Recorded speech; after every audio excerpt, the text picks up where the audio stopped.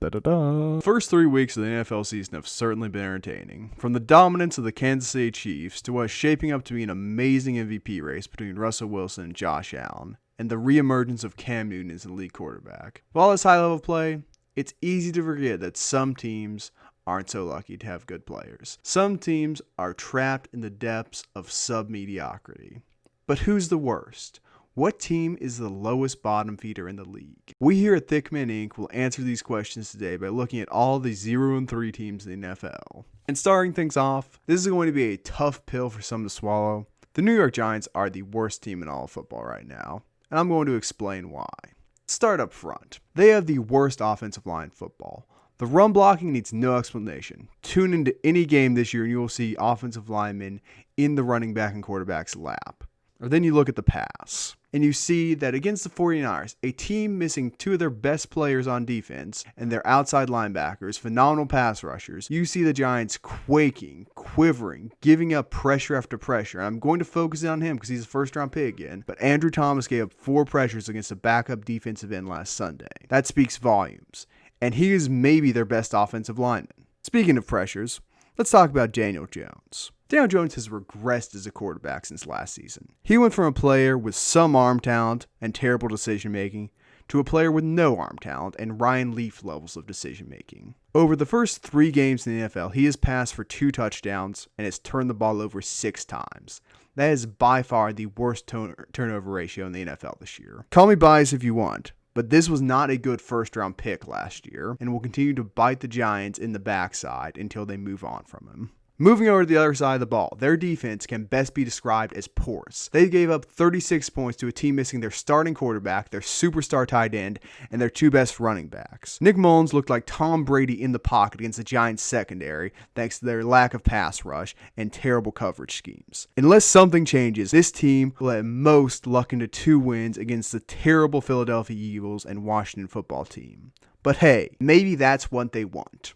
Trevor Lawrence, welcome to the Big Apple. But until the Giants have a real quarterback, they have officially been downgraded. They are now the New Jersey Giants. While I agree with you that the 49ers, they're missing all these pieces, but their defense has an incredible amount of depth. Fred Warner's still there. Quan Alexander's still playing.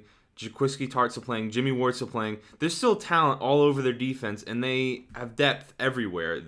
Just because they're backups doesn't mean they're bad players. Like, that D-line is still good. And you mentioned the Giants' offensive line. It is, and I'm not going to sit here and defend the Giants. They are, in my opinion, the second worst team in the NFL. The Giants, if the rushing pace they are on is set to break the record for fewest rushing yards in a single season by over 100 yards, that puts in perspective how bad they are at run blocking. I don't know why their team only practices pass sets during the week, but they need to learn to start flipping some pancakes and putting people in the ground. Daniel Jones, why I am so a believer, Isaiah doesn't believe in him. He has looked like cold french fries that taste like shit. The Giants will win games this year because I think the combined record of their division is 2-9-1 right now, but I'll be shocked if they get more than 4 wins. Sunday was demoralizing. I think they're the second worst team in the NFL. One thing about Daniel Jones before we move on, fun little factoid for you. Half of his career touchdown passes came in 3 games against the miserable Detroit Lions, New York Jets, and Washington Redskins. Other than that, it is a rough career for Daniel Jones. But moving on, would you like to take us into your number 1 team, Tristan? The Jets are the worst team in the NFL. I think Sam Darnold may still be suffering and may still be seeing ghosts from the Patriots game. Their offense is dead last in the NFL, even somehow worse than the Giants, which Isaiah said put up 9 points. Brashad Perryman will be back. I didn't say they put up 9 points. They put up 9 points. Yeah, and the Jets put up 7 points. Brashad Perryman will be back, but he is a journeyman. They don't have much offensive talent left. Mekhi Becton is gone. Le'Veon Bell comes back eventually. Yes, but how much is Le'Veon Bell going to help between an offensive line that is somehow worse than the Giants, and there's no other talent. They don't even have Robbie Anderson to shine a bright light on their team. Sam Darnold isn't going to be able to carry this offense. The Jets' defense has somehow even been worse than the Giants' defense. This is why they're the worst team in the NFL and the worst team in New York. York out of all three New York teams. Well, I'm going to stop you right there with two things. One, Mekhi Becton is now questionable and is quite likely to play against the Denver Broncos, so he will have missed about half of football this season. But two, you don't get to call yourselves New York football teams. There's one real team in New York, and that's the Buffalo Bills. Both the Jets and the Giants play in New Jersey, hence why I'm calling the Giants the Jersey Giants. The Jets are dangerously close to relegation themselves, so I won't push it. But I have some thoughts on the Jets. I'll get to them later when I open up on the team a little bit more. But my second worst team in all football is the Denver Broncos. And the Denver Broncos are the island of broken toys. They have lost their two best players in Von Miller and Courtland Sutton. And their young promising quarterback is going to be out for 3 to 5 weeks, possibly more. And with a shoulder injury in his throwing arm, it's impossible to say if he's ever going to come back and be as electrifying as he was in his first season. And I'm sure Brett Ripon, I hope that's how you say it, is a nice guy. But if your team is only letting you pass 9 times a game and bring in Blake Bortles to be your backup, they have no faith in you. In the modern NFL, it is imperative that you have a quarterback you can pass at least 20 times a game. I don't think that's the case in Denver right now. If Locke comes back and is as good as he was, this team will be much better. But until then, I can't see the Broncos winning a game on their run game alone. I mean, it really pains me to say this, but the Broncos aren't going to be winning many games this year. I had them contending with the Chiefs basically for a playoff spot and eventually getting a wild card spot with Drew Lock, with Courtland Sutton, and with all the changes that they made to their offense. But when your quarterback has an injury to his throwing shoulder, to his labrum and rotator cuff, of course right now they're not telling us much about the scope of the injury. They're saying it's about 2 to 6 weeks, but it's on his throwing shoulder. There may still be lingering side effects if he comes back. How much will that affect him? I'm not even feeling that good if he comes back. They're not the worst team left because they actually have a competent offensive line. They still have Melvin Gordon. They still have their first round pick, Jerry Jeudy. And their defense isn't completely trash. So good luck to Blake Bortles and Jeff Driscoll moving forward.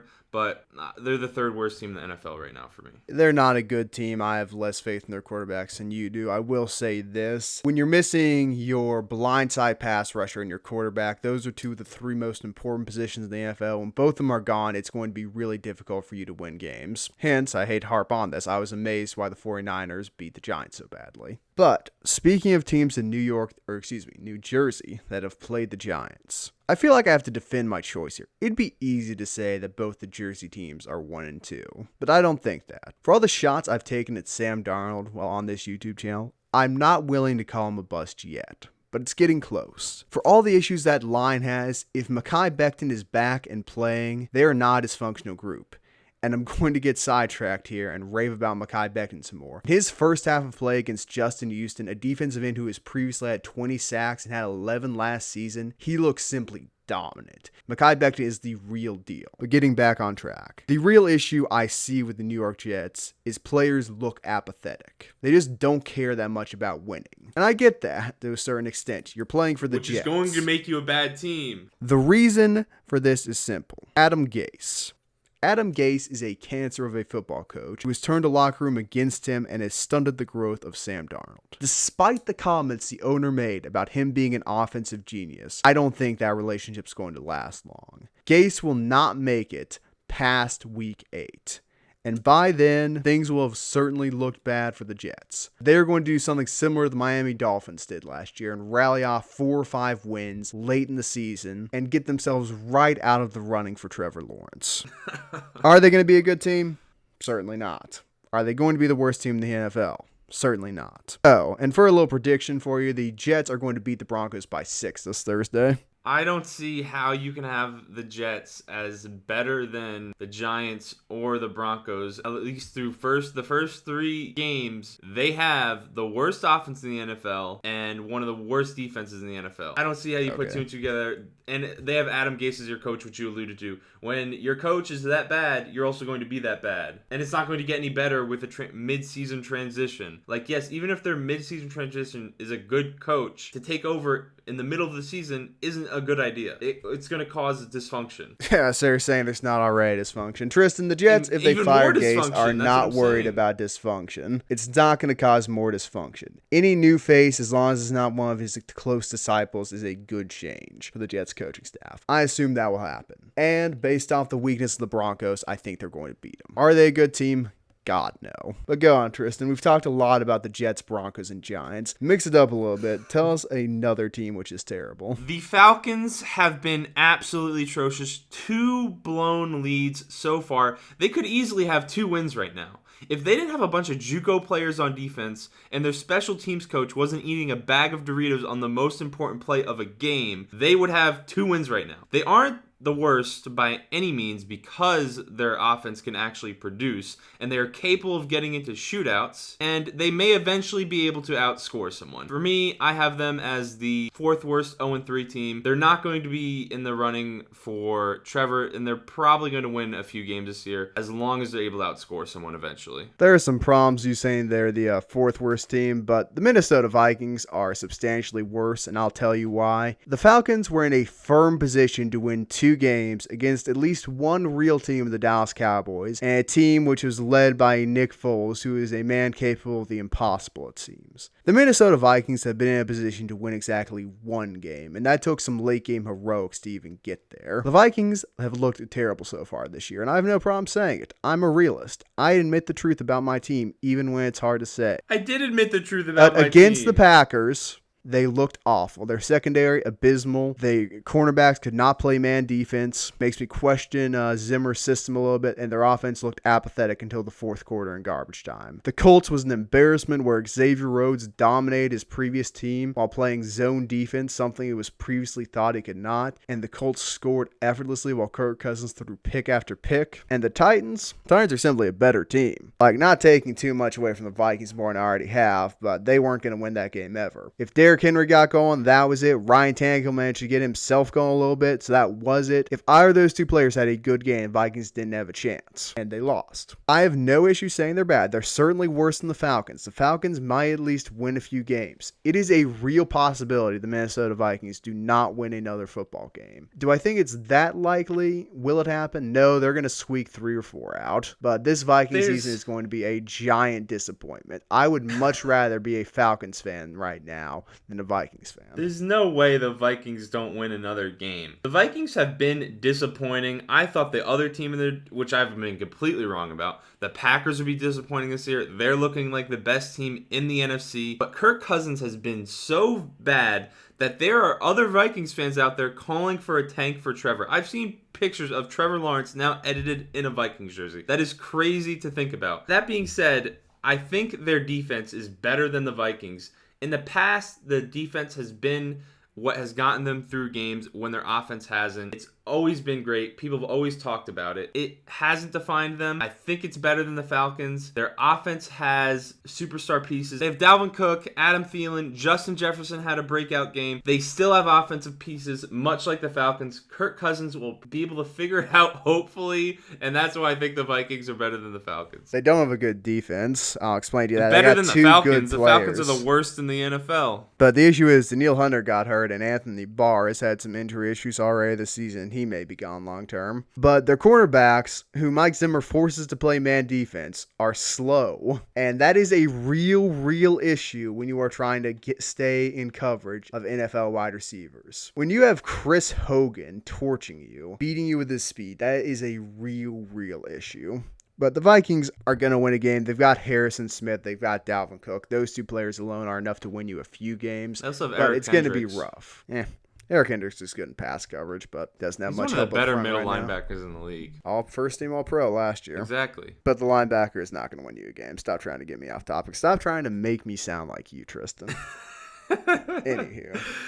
The Falcons are clearly the better team. The least worst 0-3 team in the NFL is the Texans. Honestly, who expected them to beat the Chiefs and Ravens? Not many teams would be 1-1 or 2-0 or even have a win from either of those games. They also had to play the buzzsaw of a front 7 that are the Steelers. They still have Desean Watson, and when Deshaun is your quarterback, he has the ability to win you any football game. With there being 7 teams that make the playoffs, I think they may even be able to sniff them. Do not count the Texans out just yet. There are still 13 games left. Deshaun Watson, Bill O'Brien, they may even make a run down the stretch. Well, no, Desean Watson can in fact not win you any football game. Desean Watson will never be able to beat the Chiefs with the team he has around him now and with the coach he has. Well, Fun fact, they could have beaten the Steelers. Bill O'Brien managed to wind up with 0 timeouts with a 2-minute warning. So I don't know how that happened. That's a unique bit of coaching. Andy Reid-esque in a way. Of course, Philly's Andy Reid, not Chiefs Andy Reid. But this team's bad. Don't get fooled. They're going to win some games because I think their division's bad also. But they're not a playoff team right now. Unless something changes, they are going to be mediocre, which is something I cannot say about any other team we've talked about today. So, hey, go Texans. Shout out to the Eagles and Bengals for the tie. Yeah, you saved us about 5 minutes today talking about you. Thanks. That has been our show. Let us know what you think down in the comment section below. Be sure to like, comment, and subscribe, and join us next week where we attempt to predict which team will remain undefeated until they choke in the AFC/NFC championship game.